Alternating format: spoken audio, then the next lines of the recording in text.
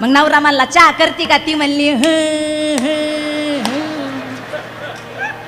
नवरा म्हणला भाकरी करते का? ती म्हणे ते टिकूरच काढीन ध्यानात ठेवा. मग मारा ते कवाई नाही वाजायच्या, टाळ्या वाजायला सुद्धा नेहमी येत. विठ्ठल विठ्ठल.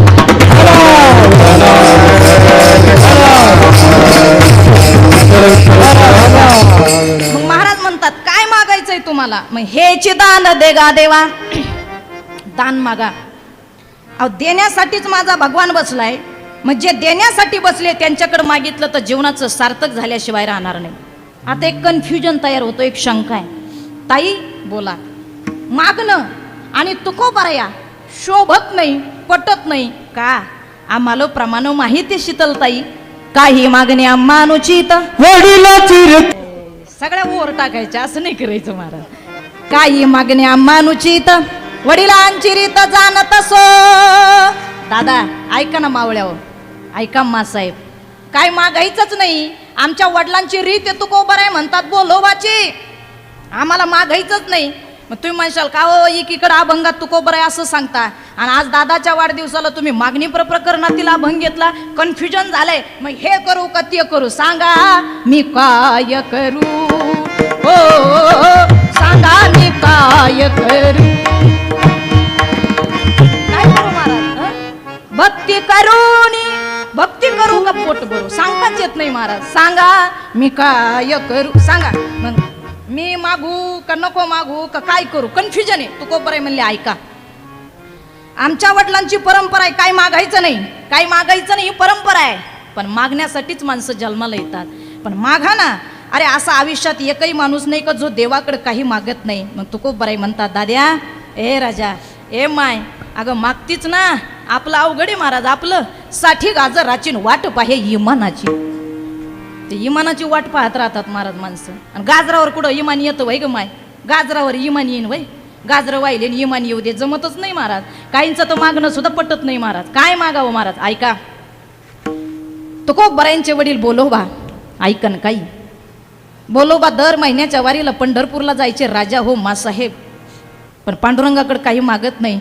तुकोबरायांच्या वडिलाला बोलोबा पाहिले का? तुकोबरायांना पाहिजे बोलोबांना पाहिल्यावर पांडुरंग मान खाली घालायचे का? या माणसानं इतक्या वाऱ्या केल्या, इतक्या परमार्थ केला, पण माझ्याकडे काही सुद्धा मागितलं नाही. अधिकार होता महाराज.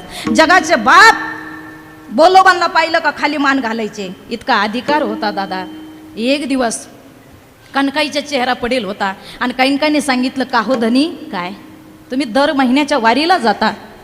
अहो एकदा तरी तर सावळ प्रब्रह्म मला दाखवा हो. नको येऊ तो, घरचे काम आहे. नाही मला यायचंय ना. बरं चल. नेलं कणकाईला. बोलोबांच्या पत्नी कणकाई आणि तुकोबरायांची आईसाहेब दोघंही पंढरपुरात गेले. पण बोलोबांना माहीत होतं बाया माणसं कुठे गेल्या का मागितल्याशिवाय राहत नाहीत. चले या वडे महाराज. एखादीची चांगली साडी पाहिली ना, वहिनी बाया एक दिवस का वहिनी मला घालायला द्यान बाया. बरोबर आहे की नाही? चांगलं काही पाहिलं, वहिनी खूप छान आहे मला द्याल का हो?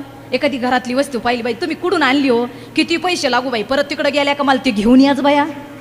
म्हणजे ते मागायचं सवय आहे महाराज. आपला गुणच आहे लेडीजचा. आवडलं की मागतं. बोलोबांना टेन्शन आलं. विचार केला मीला तर आणलंय पण मी त्या बाबाकडे काहीच मागितलं नाही. ही जर पुढे गेली काही मागितलं मग तेवढ्या झपाट्यात महाराज बोलोबांचं दर्शन झालं. गरुड खांबाजवळ गेले, कडकडून मिठी मारली आणि तेवढ्यात कणकाई पुढे गेल्या. पांडुरंगानं महाराज वरतीच मान केली, डोळे उघडले. आई साहेब आज तुम्ही आलात? हो देवा मी आले. आई चेहऱ्यावर जरा नाराजी आहे, चेहरा पडेल, काही दुःख आहे का? हो पांडुरंगा काय? अजून माझी कूस पवित्र नाही, मला मूल नाही. अरे जगाच्या बापानं आशीर्वाद दिला. आई साहेब पुढच्या वर्षाच्या वारीला येताना तुमची कूस भरलेली असताना लेकरू घेऊन तुम्ही वारीला येणार. आशीर्वाद पांडुरंगाचा आहे, आमच्यासारख्या हबहपचा नाही. जगाच्या बापाचा आशीर्वाद आहे. अरे एवढा आनंद झाला बाईला महाराज. जन्मात दोनदाच आनंद होतो. ज्या दिवशी तिचं लग्न होतं त्या दिवशी आणि ज्या दिवशी ती आई होते त्या दिवशी. दोनच वेळेस आनंद होतो दादा. हा काय सांगा, इतका आनंद झाला. हसत हसतच गरुड खांबाजवळ गेल्या. बोलोबांनी पाहिलं ही हसते, काहीतरी उद्योग झाला. काही मागितलं का? हो. काय म्हणले? त्या पांडुरंगाला म्हणलं मला मुलगा दे. बोलोबाला इतका राग आला, टळपायच्या मस्तकाला गेली, डोळे लालबंद झाले आणि सांगितलं, काय मागितलं? मुलगा झालास तर तुला मला सांभाळील याची गॅरंटी नाही, सांभाळला तर संप्रदाय पुढे चालील याची गॅरंटी नाही, आपल्या वंशाचं नाव काढील याची गॅरंटी नाही. का मागितला? जा परत रिटर्न आणि सांग त्या जगाच्या बापाला, पुत्र भावाईसा गुंडा. क्या बात आहे. असा दे ज्याचा तिन्ही लोकात झेंडा लागला पाहिजे, तेच वारकरी संप्रदायाचा पंचमेध निर्माण करून देणारे तुकोबाराई कनकाईच्या पोटी जन्माला आले. इतके अधिकार संपन्न बोलोबा होते, काय सांगू महाराज. तिन्ही लोकात पंचवेद निर्माण करणारे तुकोबाराई जन्माला आले. वारकरी संप्रदायाचा पंचवेद संप्रदायाला दिला. असे लेकर जन्माला घाला माय दादा, नाही तर आपले लेकर कसे, आपले झेंडे पुत्र भावायचा जे महाराज गुंडा, ज्याच्या हातात हिरो वांडा, आई बापाला मारतो दोंडान, बायको पुढं घोळतो लोंडा. हे आताचे लेकर आहेत दादा, असे जन्माला घालू नका. अरे जननी जने भक्त या दाता, आईनं जन्माला घालावा. महाराज मारुती रायासारखा भक्त, बळीराजासारखा दानशूर, नाही तर माझी माता तशी राहिलेली बरी. असा रत्न, एकच वाघासारखं रत्न, पण असं खणखणीत हिरा महाराज. हो, नाही तर आपले झेंडे तर विचारूच नका महाराज, आपले झेंडे. अरे तरुणांना माझी विनंती आहे, या महाराष्ट्राच्या मातीतले आपण रत्न आहोत. अरे जिथं ज्ञानोबा तुकोबा धर्मवीर संभाजीराजे छत्रपती शिवाजीराजांचा पाय ज्या मातीला लागला, त्या महाराष्ट्राच्या मातीतले आपण लेकर आहोत. आपला धर्म कोणता, क्वालिटी कोणती, माणसं कोणते, आपण काय व्यक्तिमत्व आहे दादा. आणि लेकर बघा आपले कसे आहेत महाराज. अरे काय लेकर आहेत दादा, 2-2 आणि 3-3 हजाराच्या लेकराच्या कटिंगी इथं निसत्या. Tere Naam cut, Ghajini cut, one side cut, कोंबडा कट, आगा गा गा गा गा गा गा, काय कटिंग हित महाराज. एक वन साईड कट आली, हे अख्खं कापित असं इकडं केस करीत, कॉलेजला झालं असं असं करत. 2-3 पुरीनी पाहिलं, त्यांना वाटलं आम्हाला खुनीत आल्या, रापा रापा ठोकला कॉलेजला महाराज.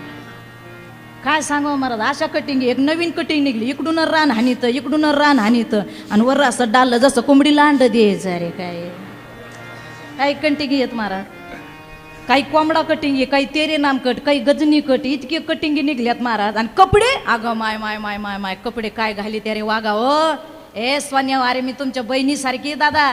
अरे हे लेकर बघा, कर्तृत्व आहे, एवढं मोठा इतिहास आहे, राजकीय क्षेत्रात वारसा आहे. अरे एवढं आहे, या लेकरांनी तर कसं वागायला पाहिजे महाराज. पण अंग भरून कपडा, घरात संस्कार तसे शालीन कुलीन, आपल्याकडे काय याचा विचार नाही. फक्त आलेल्या माणसाच्या महाराज हे लोक पाया पडतात महाराज. हीच आपली प्रॉपर्टी, काय घेऊन बसले बाकीच्या प्रॉपर्टीला महाराज. हा, तुम्हाला एक सांगू दादा, ऐका माय कान फाडून, पाया पडते वाघिणींनो.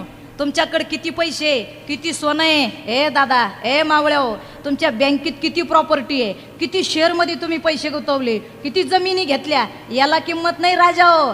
आपल्या दारात आलेला एखादा अतिथी, एखादा संत आहे, एखादा वयस्कर व्यक्ती आहे, आपलं लेकरू त्याच्या पाया पडले, कोटीची प्रॉपर्टी कमवली दादा तुम्ही. बस